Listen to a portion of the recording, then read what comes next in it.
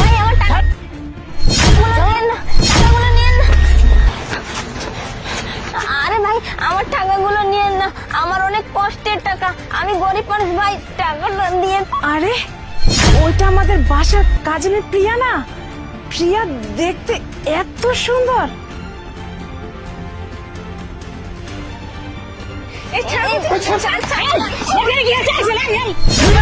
দেখি এই দিনে দেবো চিন্তাই না। হ্যাঁ এই নাও মা তোমার ব্যাগটা। ম্যাডাম আপনাকে ধন্যবাদ। ওই ছিনতাই গাড়ি দুটো না আমার ব্যাগ আর এই যে ব্যাগের মধ্যে অনেক টাকা পয়সা ছিল আমার চিকিৎসার জন্য। এই টাকা পয়সাগুলো নিয়ে চলে গেলে না আমি পথে বসে যেতাম। আজকে এই যে বোনটার জন্য না আমি বেঁচে গেছি ম্যাডাম, আপনাকে অসংখ্য ধন্যবাদ। আচ্ছা মা তোমার আর কোনো সমস্যা নেই, তুমি এখন বিপদ মুক্ত, তুমি এখন বাড়ি চলে যাও। আপনাদেরকে অসংখ্য ধন্যবাদ। আসি। আচ্ছা প্রিয়া তুমি মাশাআল্লাহ দেখতে অনেক সুন্দরী।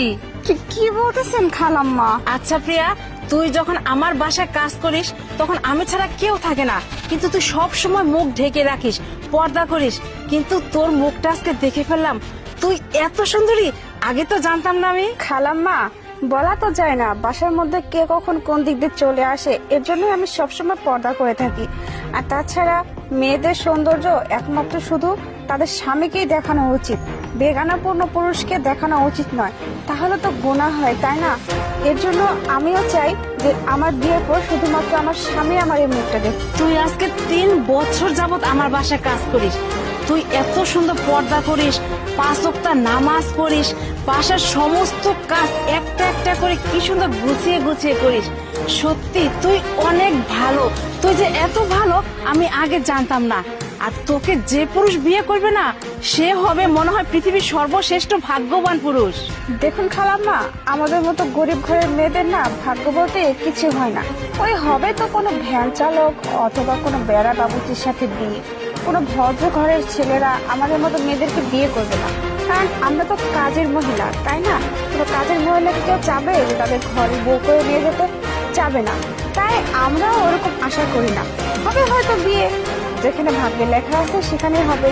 এসব নিয়ে না খালাম্মা আপনি কোনো চিন্তা করবেন না।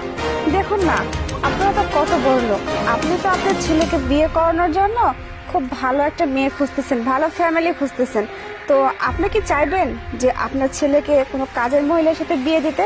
তাই এসব নিয়ে না আমি কোনো চিন্তা করি না, আল্লাহ যেখানে ভাগ্য রেখে রাখছে সেখানেই হবে। আচ্ছা প্রিয়া তুই এখন কোথায় যাচ্ছিলি যা, আর কালকে সকালে চলে আসিস আমার বাসায়, ঠিক আছে?